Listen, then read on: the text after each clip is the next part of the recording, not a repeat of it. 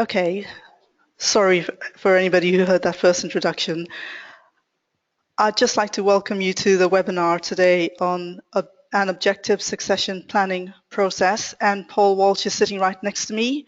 I'll hand you over to him in just a moment, but before that, I just want to highlight the HR Observer and what it's about. It is an initiative by Informa Middle East, and it is essentially a blog that you can access online, and it's full of really useful hints and tips and things that are happening in this part of the world, and I would encourage you to visit it.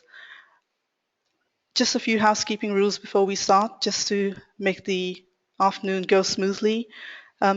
As you listen to Paul speaking, if you've got questions, you can write them into the chat box, which you find at the bottom right of the control panel. Paul has already gauged time to allocate to answer these questions at the end of the webinar, and we've actually already had one, so thank you very much, Anwar, for asking that question. The slides that you see will be available on our SlideShare page, as well as the recording of the entire webinar, which we will post on our YouTube channel. And at the end of this, a survey will pop up, and I just ask that you allocate just a few minutes of your time to give us feedback on how we're doing. And with all that said, I'll hand you over to Paul. Thank you for being here.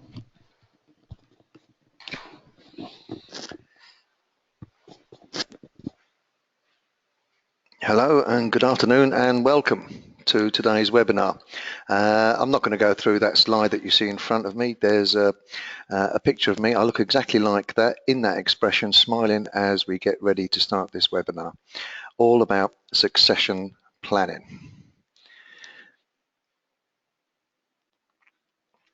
Okay, let's start off with a couple of definitions and a few explanations of what succession planning should be and certainly what it is not. Succession planning is all about, as you most probably know, identifying future potential leaders to fill key positions. And it's about making sure we have a good structured process by which one or more successors are identified for these posts or groups of similar posts, career moves and everything else that goes with it. Excuse me. As well as looking for potential leaders, of course, many of you will be aware that succession planning should also cover any critical jobs outside of leadership positions. So in particular, we're talking here about any technical jobs, any jobs that would cause a problem if that person left and we had nobody to fill it. So succession planning, as you can see, a systematic approach to building a leadership pipeline talent pool, to ensure leadership and business continuity, to develop potential successors in ways that best fit their strengths.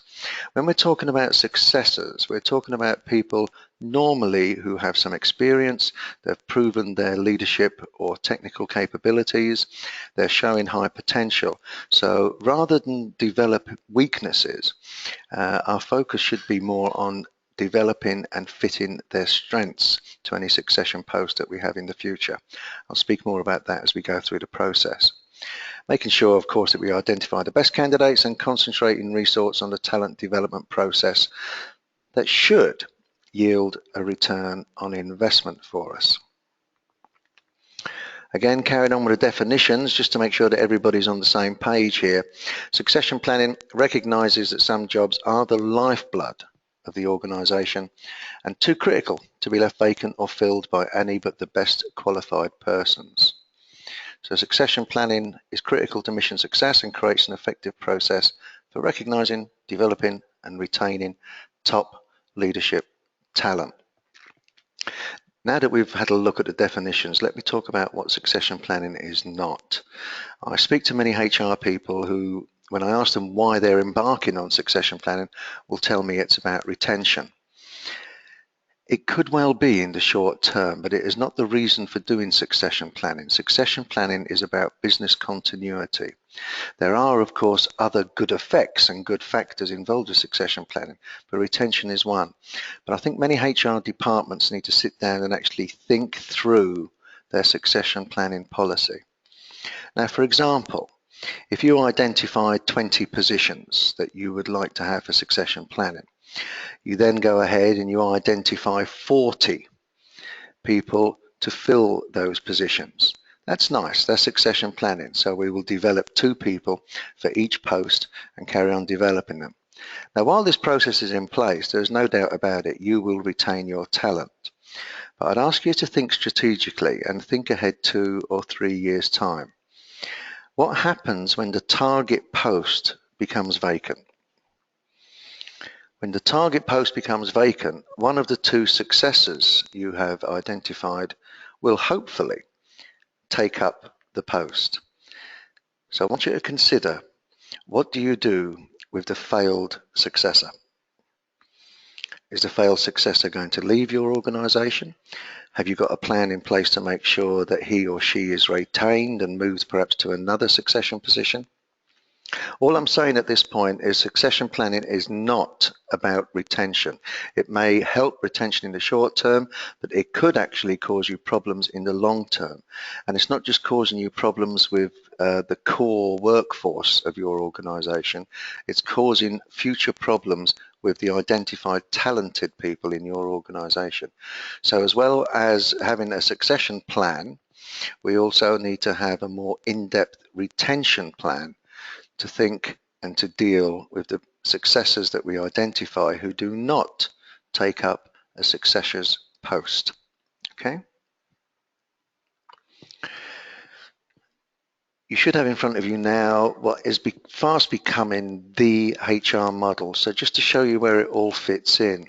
The model was developed excuse me, by Mercer's 3 or 4 years ago.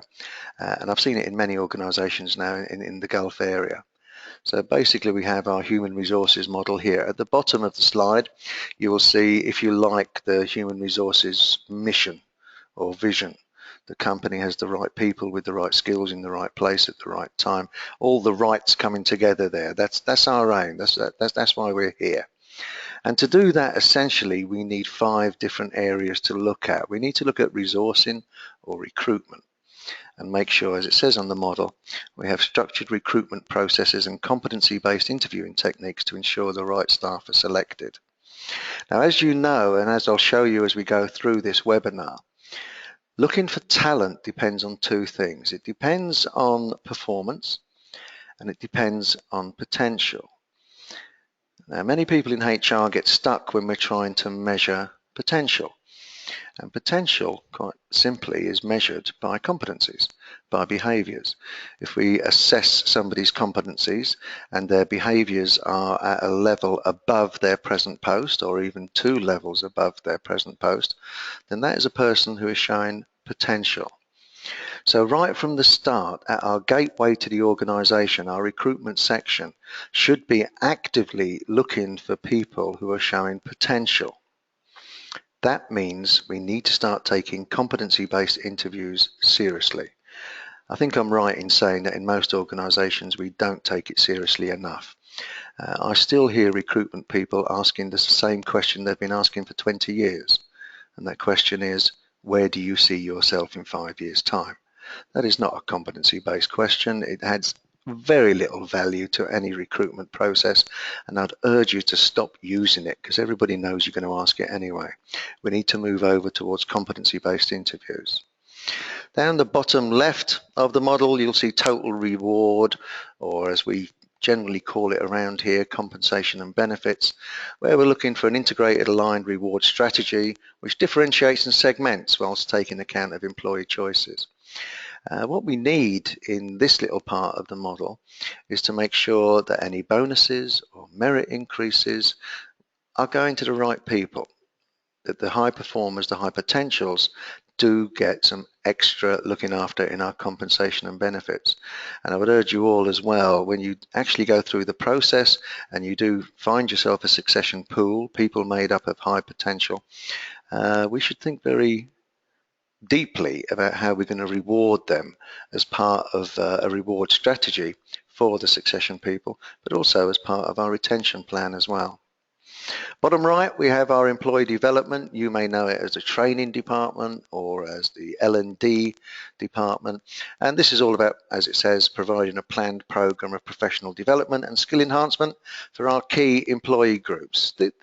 This department looks after 80% to 90% of our workforce, making sure they've got the right skills, the right behaviours and the right functional competencies to be able to go ahead and do their job effectively. Up in the top right is what we're talking about today, talent management. A clear process for identifying and bringing on high-performing talent and high potential staff. And the last part of that sentence is where we are with succession planning, ensuring effective resource planning for our talented people. In the middle of the model, you'll see the most important part of the puzzle, performance management. It's the core business process for communicating performance expectations and assessing individual contributions. Ladies and gentlemen, if we get this one wrong, everything else in the model is wrong. If you cannot identify who your top performers are, how can we select people for succession planning? And in far too many of our organisations, performance management, quite frankly, has become corrupt. It's being driven by WASTA rather than performance, and it's driven by managers being able to do what they like. HR needs to take back performance management and make sure that people are being assessed, they are being appraised correctly, and that they are being assessed truthfully and honestly on their actual performance. But more in that in the middle. That's the HR model. Succession planning sits in the top right hand corner, but as in most things, no particular section of HR can operate on its own. To be an effective talent management succession planning type section, we need to have good performance management data. We need to have a good backbone of training from our employee development colleagues to help us along. We need to make sure we've got some kind of reward strategy that rewards our high potential people, and we need also to be looking out for these high performance people at the recruitment stage. So all of HR needs to be involved with this. This is not a process you can do solely on your own. This is a couple of figures I picked up from CIPD a little while ago. I'm sure most of you are familiar with CIPD. Apparently now, and this is worldwide rather than just in the Gulf, but worldwide, 61% of organisations have some kind of talent management department or section. Some of you out there will have a talent acquisition section or something like that. Now here's the crunch. Only 20% of organisations actually have a definition of talent. I've paused deliberately for that to sink in. Many of us have got a talent management department, but we don't have a definition of what talent is. It seems that human resources in some organisations have just jumped on the bandwagon. They've heard of talent and decided we need to somehow manage it. They're correct. But you can't manage it unless you have a definition of talent. So let's see if we can help you out here. This is the CIPD definition of talent. I won't go through it. Basically what it says is that although there are various definitions, each organisation has to define what its talent is, because different organisations want different things. This is an example from a Gulf company who has this as its policy and flows through to its actual process. And I'd put this up to you as a recommendation, as a kind of a blueprint for where we should be going when we're talking about talent. Now the policy states, as you can see at the top, while accepting that all of our employees are talented, the company recognises that some employees demonstrate outstanding potential that, if identified and developed, will add value and support business continuity. Now, I do like that phrase. It's not my phrase. It was defined by a particular company here in the Gulf. And they're given a little nod, if you like, to the culture that exists in the Gulf, where it's very difficult for us here in this part of the world to actually say, you know, some people are talented and some people are not. Well, rather than saying that, they're saying everybody is talented, but some are demonstrating outstanding potential, and I think that's one way we can push the succession planning process. They've also got a set of criteria down there, as you can see. If you are talented, if you are demonstrating high potential, then you will demonstrate the following. You'll have a sustained high performance of 4+. In this particular company, they have a 1 to 5 scale on their performance management, 1 being a poor performer, 5 being an outstanding performer. So if you're a talent, you will have sustained high performance, 4 plus, perhaps over 2 years or 3 years. I'll leave it to you to have a look at that. The second bullet point to me is very, very clever indeed. Recognised by colleagues, customers and management as future leaders in their field. How do we get a measurement for this? You're probably all screaming at me and shouting, it's 360-degree feedback. This company in the Gulf that came up with this has been around for some time, and they've had problems actually implementing 360-degree feedback in the past, but have decided enough is enough. If you are talent, if you are demonstrating outstanding potential, if you want to be on a succession plan, then you've got to be recognised by colleagues, customers and managers as a future leader. And the only way we can get that information is through 360 feedback. In other words, ladies and gentlemen, if you're talented, you don't mind 360-degree feedback.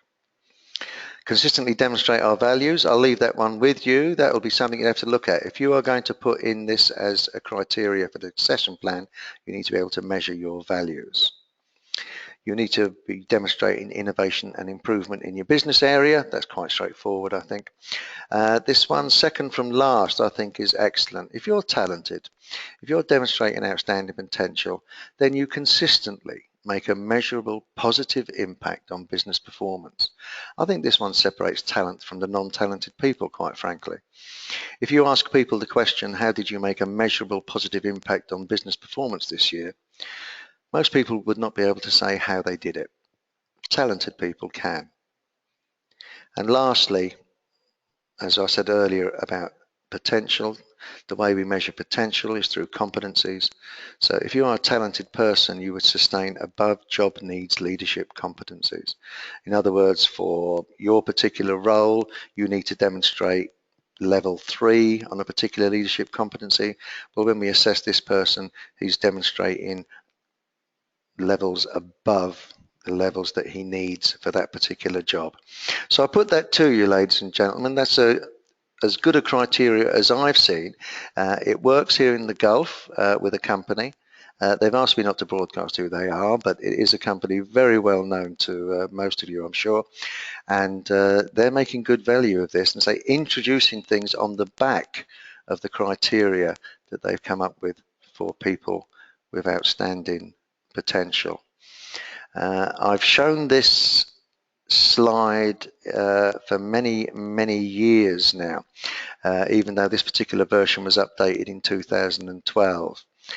Many of you have seen it before, and I won't go into too much detail with it. It's the famous 9-box grid. I feel that people in HR don't make enough use of this. It's there, it's known to people. If you do a HR degree, people will spend a whole semester on this particular measurement tool. We should use it more in our organizations. What it shows, quite frankly, is 2 axes down there. You'll see we need to measure people on their performance. We need to measure people on their potential. Performance can be measured through our performance appraisal system if it is transparent and if it is honest. And potential, as I've said before, is measured through competencies, people demonstrating competencies above their job level requirement. So very briefly as an example, bottom left-hand corner, we've got our lower performer. This is someone who's a poor performer. He's a 1 or 2 perhaps on your performance management system. Potential, none. He's got potential and competencies to do his job. He's showing no behaviours above his job level requirement. This person, out the door as quick as possible. Give him or her a performance improvement plan, counsel, warn, second warn, written warn, get them out the business. Moving up quickly, you have the satisfactory performer in the middle there, the solid professional, again no potential. This guy's a good guy, this guy does good work for you. He's a satisfactory performer. Build his functional speciality, make him better. Top left-hand corner there is our high professional, and this is a real problem for all HR professionals like myself. What do we do with someone who is a high performer but shows no potential for growth? It's difficult because this guy is a good performer, but for some reason He's not demonstrating any leadership competencies. He's not demonstrating any high-level core competencies. What do? In the past, what we've done, of course, is we promoted this guy, and we shouldn't. What we should perhaps think about doing is turning this guy into a coach, turning him into a trainer, getting him to teach the other people how to do the job as well as he does. And by the way, pay him for it, to stop him running into human resources to keep asking you for a promotion. Middle box at the bottom, the inconsistent performer, fairly straightforward this one, low performer, but is showing some potential. We give this guy a chance. This guy is the traditional square peg in a round hole. He's probably in the wrong job. Give him a chance, see if we can move him somewhere, transfer him somewhere. And then when we move into the green boxes, this is what's traditionally known as your talent pipeline. These are people who are showing some potential, but also showing some kind of performance criteria.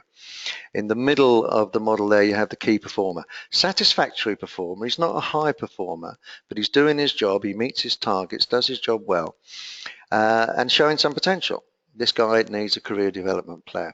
We need to build future utility, develop his behaviors, and develop some of his skills. Up the top is a guy that we all love and know so well, high performer and showing some potential. Not great potential, but showing some potential. Perhaps showing behaviors one level above the levels required for his job. Again, reinforce his interest, his expanding interest. Career development plan, talk to this guy, mentor, put him into acting positions.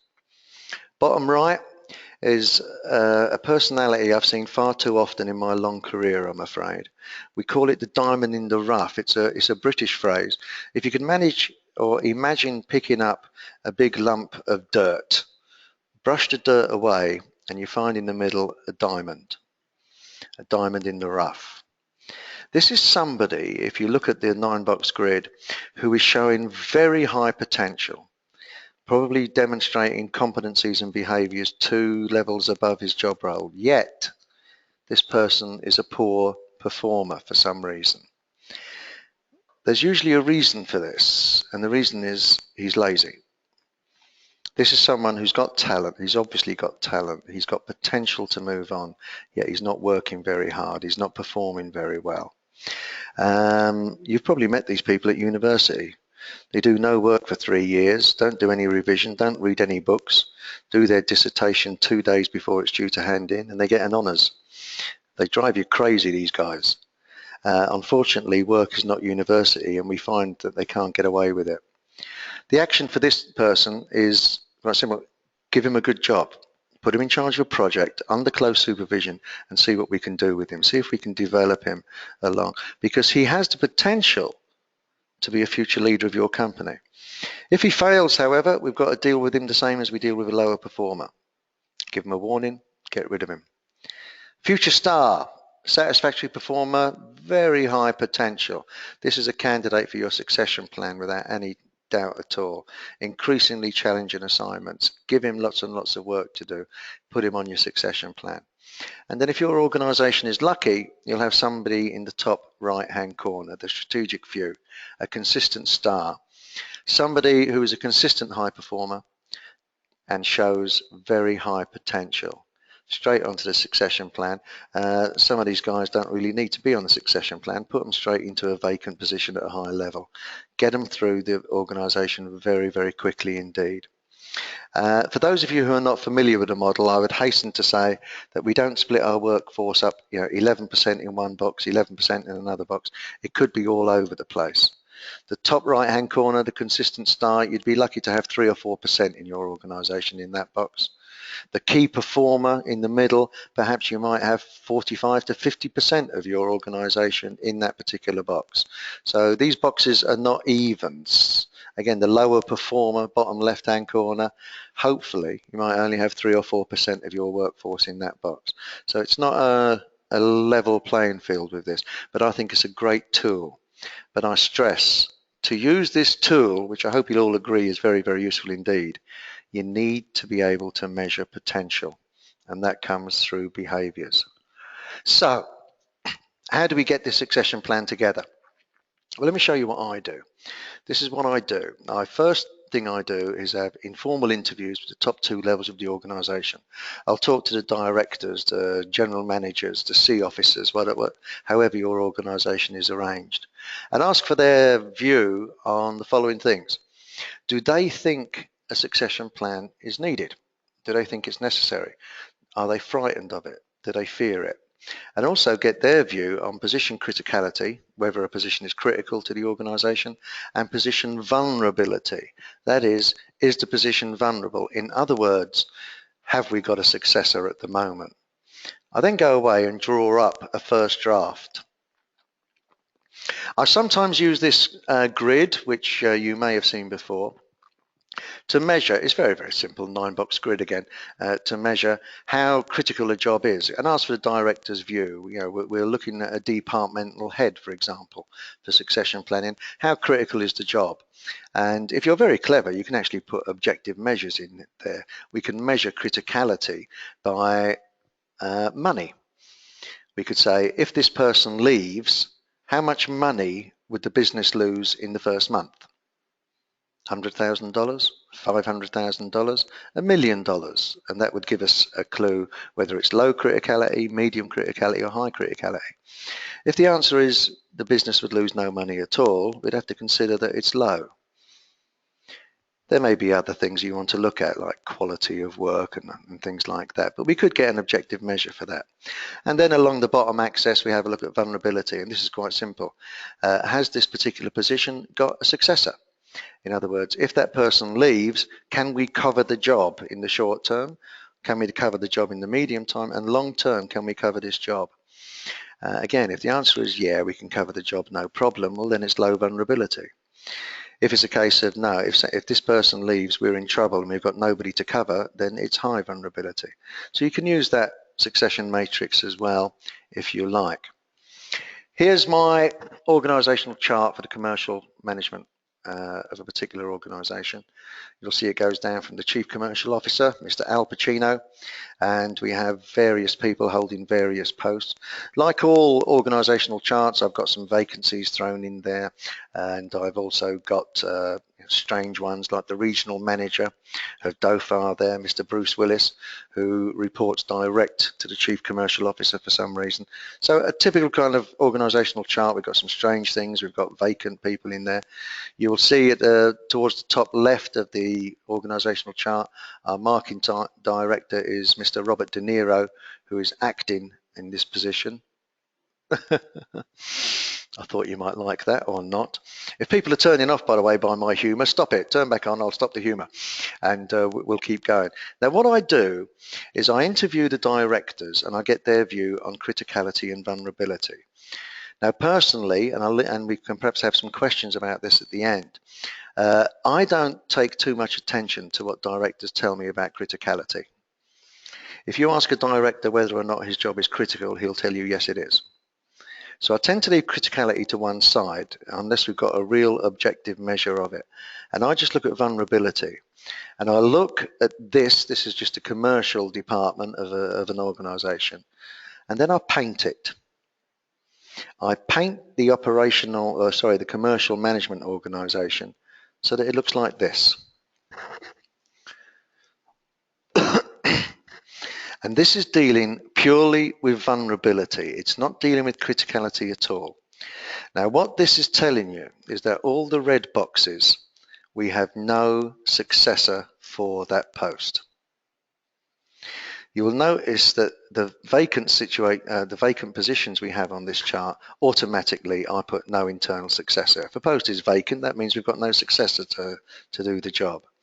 The orange boxes, we do have a successor, but he's not quite ready to take up the post. So, you know, perhaps he'll be ready in a year, 2 years, or up to 3 years. So they're the orange boxes there. And the blue ones, the successor is ready now. Now, this information I have obtained from the high senior management of the organization through an informal interview. And when you do this and present this to your executive council or your executive board, whoever your top team are, the CEO is always very interested in this and tells you to go ahead and fill these boxes with successors. So as part of the process, chat to the directors, paint your boxes, demonstrate graphically that this organisation in this particular instance has got 11 high-level posts with no successor. Most senior managers go crazy at this information. By the way, if the senior managers ask you where did you get the information from, tell them it was from themselves. So what we have to do is find a way in our process where we can validate that the possible successors that we want are the proper people. So we've got to look at some criteria that validates the eligibility of the successor. Your succession plan will fail if there is the slightest touch of wasta, and I hope I've spelt that correctly. If we are not pushing for transparency, honesty, and objectivity in our succession plan, the whole thing will be for nothing. Because the people we're going to replace in the future will just be the same people that we're getting rid of now. So unfortunately, ladies and gentlemen, there must, and I've put it in bold red for you, there must be an element of external assessment. We've got to find a way of making our succession selection process transparent, and to do that we've got to go outside our organisation. And as I said there, the more external assessment we can get, the better. So finally, here we are. This is a high-level process which I commend to you. Okay. For those of you who are familiar with process flows and flow charts, you'll know that this is a high-level process. Most of these boxes that you see there can be exploded, and there'll be lots of work to do inside. I'm not recommending that you copy and paste this. I'm recommending that you can use it as a blueprint for getting your particular process going. So let's have a look. Right at the top, we asked the line director to nominate his or her successor.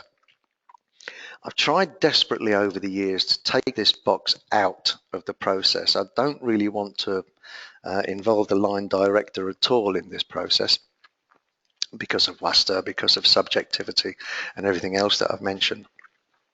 But politically, in an organisation, to get support, I do think it's necessary to involve the line director in some small way.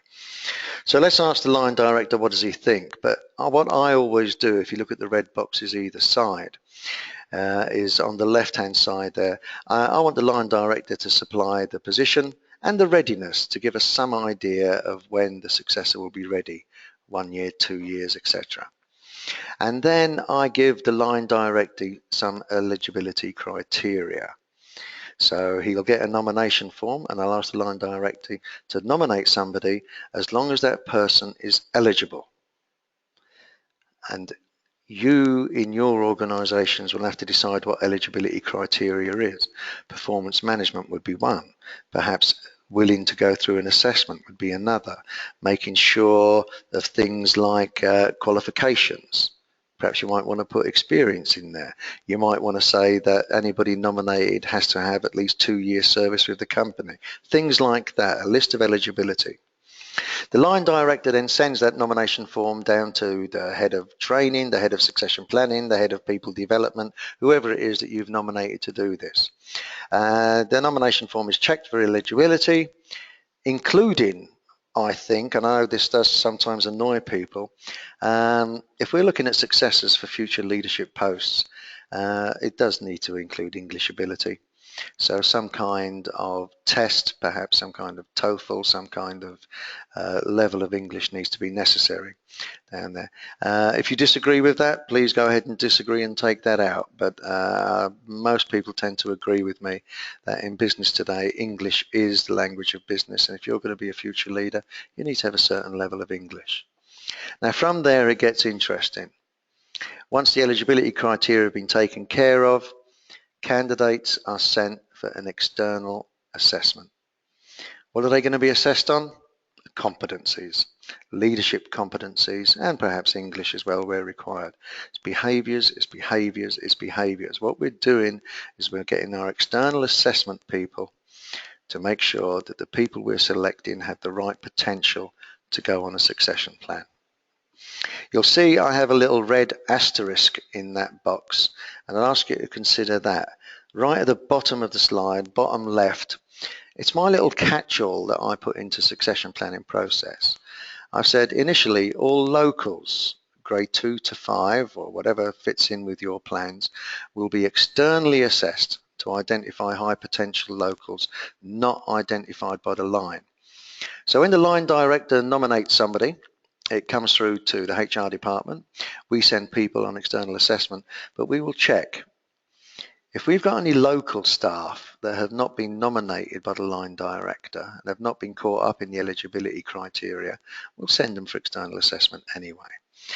Line directors don't like that, but as our commitment to localization, I think it's a good thing to do. The external assessment does all the work for you. As you know, those of you familiar with external assessors will know this, and there are good ones based all around the Gulf now and growing. Please don't try to do this online. Research has shown that online assessment is a good guide, but it's not as good as face-to-face external assessment. The external assessors will send back with each candidate a good development plan for them, and will also tell you whether or not the candidate is ready to take up a position, ready for a succession plan, or not ready. If, I don't like to use the words pass and fail because you know how external assessments work, but basically if somebody has failed an external assessment, has not shown the potential, then we've got to be ready to take care of those. So these people need a career development plan, as you'll see on the left. Not ready yet, they go up and do a career development plan. Many people have suggested to me on this process, I've left it open, but some people have said there should be another arrow leading from that career development plan back into external assessment, perhaps later on. So people who fail the assessment can get another go next year or in 2 years' time. I'll leave that one with you. People who do pass the external assessment then become part of our succession pool. We now have a pool of people who we internally have identified as satisfactory or very high performers, and we've added measurements to that to make sure these people are also showing potential. They're good to go forward for our leadership positions. So now we can begin their succession development. And on the right hand side there, I've given you some suggestions, I'm sure you don't need them, of things that they do. One thing I would say is that successors development generally is not expensive. External assessment is expensive. That would be a big upfront cost for many organisations. But once they've been identified, the development for successors isn't expensive. They don't generally need too many courses. It's about fast tracking through the organisation. It's about coaching, acting, mentoring, actually doing the job.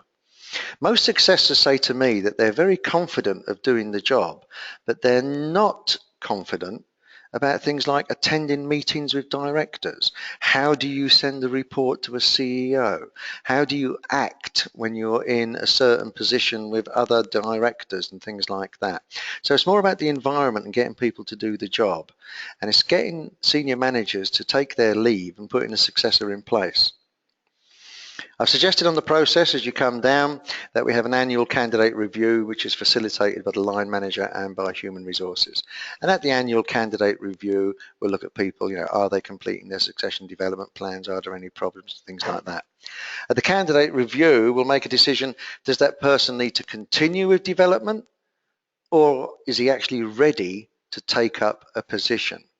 If he's not ready yet, he goes back into the development pool. You'll see the arrow going back there and continue his development. I've put a little clause in there as well. Candidates who fail to make the required improvement should actually be removed from the succession pool. What happens sometimes is people relax when they're on a succession pool. They sit back and relax. In 2 years' time, I'll be promoted into a senior position. We have to make sure they continue with their development. If they're not doing their development activity, take them off the succession pool, teach them a lesson. Finally, people will be in our ready pool, and when a position becomes vacant, they'll go through the selection process, and hopefully hopefully they'll take up their position. We have to make it clear that there is no guarantee of position at any stage of this process. It's still going to be open. We're still going to use our normal selection procedures. But what the succession planning does is it gives people in our organisation an inside track into fast tracking them through to a high level position. It would be a big shock to me that somebody who spent time on a succession pool, did his succession development, was then refused a position when it became vacant. That would be a big shock, and there'd be lots of things going on to make sure that that happened. So there we are, ladies and gentlemen. I hope you found that useful. It's quite difficult to get through a process like that in 40 minutes or so. For those of you who are interested, this is time for the commercial. I do a full succession plan course in December here for 4 days here in Dubai through Informa, where this process is part, as you can imagine, of the whole succession plan strategy. So having said that, I'll thank you very much for your attention and ask, are there any questions?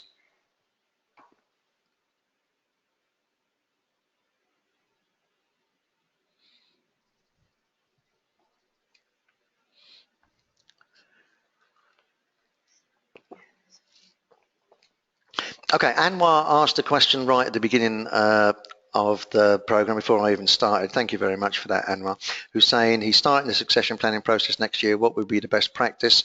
I've just shown it to you, Anwar. I hope you found it useful. There has to be an external assessment as part of your process. Thank you.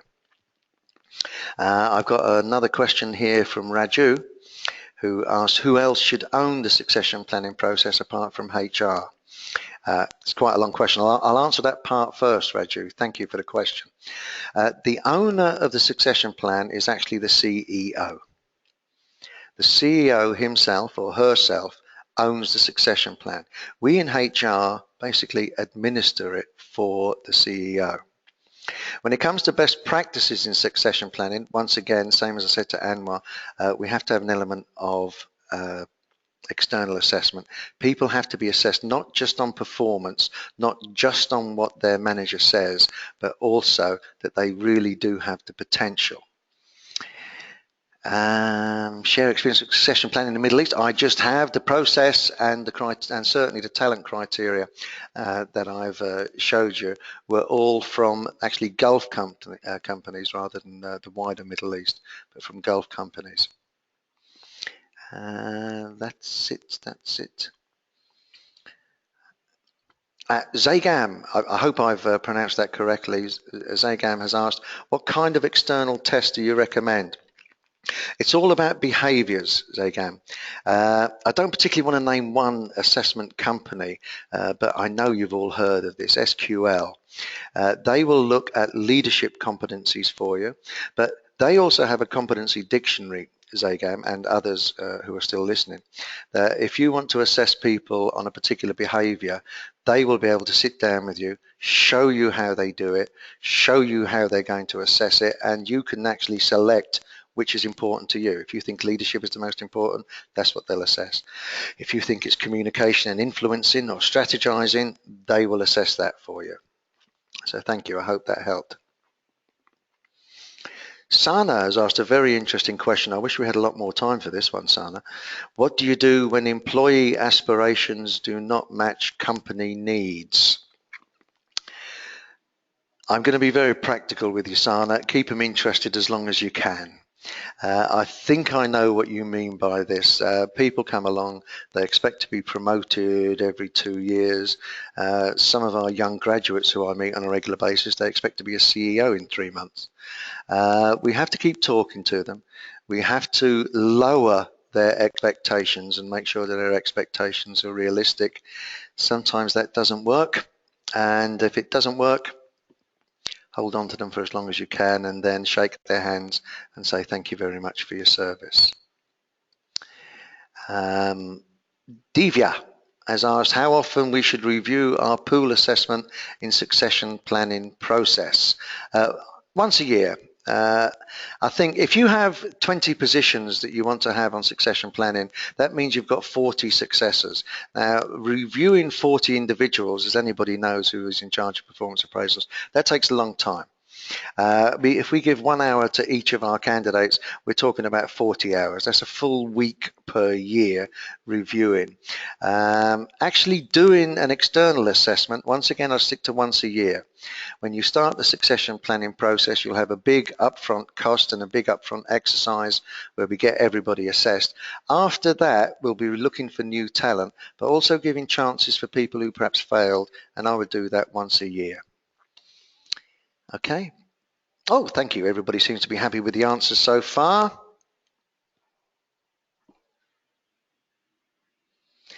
Excellent. Okay, well, for those of you who are left, 13 of you, well done. I would say I hope you found this useful. The slides are available for you. If you really are going into succession planning seriously, I do a 4-day course here in December through Informa, which obviously goes into a lot more detail than you can do in 40 minutes. But thanks very much for your attention, and hope to see you again sometime. Goodbye.